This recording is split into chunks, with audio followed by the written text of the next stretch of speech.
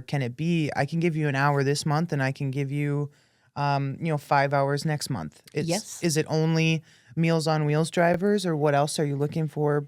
Well, you had kind of mentioned. Volunteer basis, Meals on Wheels. Our drivers are a paid position Okay. because of some of the standards we have to go through to make sure that they're, safe with driving DOT or driving a person. Mm-hmm. But volunteering, we would take anything that you have to offer. We have people that leave for the winter, so we need to fill those spots. We have teachers that do it during the summer and, of course, then go back to teaching. Mm-hmm. So we need, to always fill a spot. There's people that end up ill that can't volunteer for that day. The volunteer coordinator, Megan, does a phenomenal job trying to coordinate all those puzzle pieces and make sure those routes are taken care of and filled. What are the qualifications to drive as a volunteer for Meals on Wheels? She has a whole program. So we do background checks. Mm-hmm. And so that's the start. You can talk with Megan. She'll get you a background check and get you started that way. She has an orientation that she goes through. It is a PowerPoint program that she talks about all the different scenarios that may come up. You can choose different locations that fit, where you work, mm-hmm. or if you're off. So there's so many opportunities that we can plug somebody into. Right. Just a human body would be a huge help. And I know for the people listening in, that might sound a little much. Like, even when we signed up originally, I was like, they do a background check? I mean, I don't think I got anything on there, but I want to showcase. Sam's like, we're cutting that out. I want to showcase the level of care that you guys are putting into this. You don't just want anybody to come in. You need to make sure that who you're sending is going to be capable and safe. And then with the training, with the situations that can happen, yeah, I'm sure you guys get one situation a day at least. At least. That's out of the normal. So people need to be prepared. But you guys need drivers, you need bodies. We do. And it's fun. We have husband and wives do it. We have friends do it together. We have business associates do it together. We have moms and kids doing it. Being that volunteer and the seniors love seeing the kids. Mm-hmm. They love seeing the kids come up and help with the meals. I've done it with my granddaughter. She has a blast. She wants to carry the meal. She wants to carry the bag. She wants to ring the doorbell. She doesn't want me to be anywhere near her. Yeah, I got this. I got this. Yep, exactly.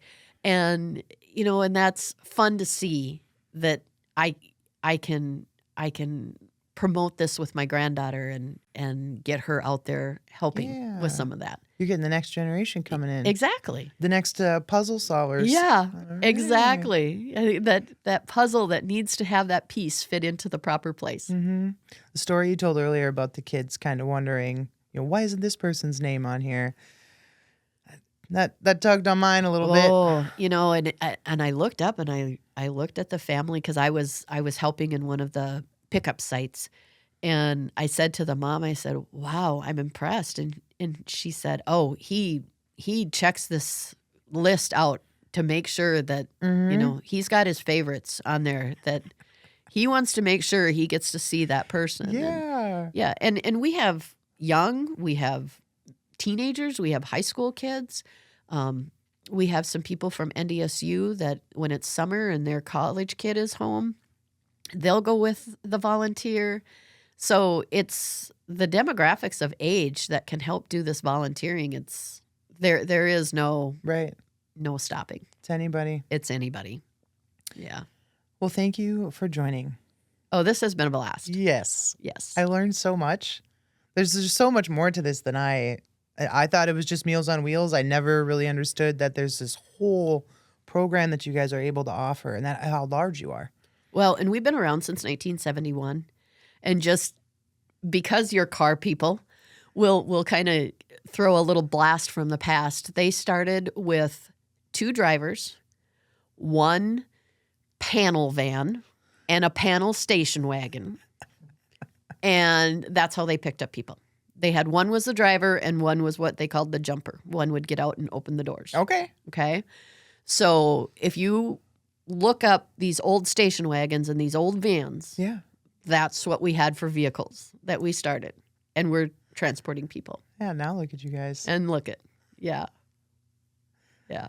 That's It's amazing. Even the short period of time I've been here to see, the people kind of come around. Mm-hmm. And sad part of life of how our nature is yes, we lose people, but there's always another senior that is right behind them that needs our help. Right. And we can get them on and going, and it's sad, but it's good. Our phone never stops ringing. It's life. It is, and we're there to help them. We're there to answer that phone and find out what they need. Good. I'm so glad that we have people like you. Well, I'm glad that we have people like you that we can keep our little buggies moving out Thank there, you. because that would not be a good thing. Right. And we need that association with different businesses, that we can make sure that we keep everything on a nice track. You have to stay connected as a community. Oh, You fail if you don't. completely.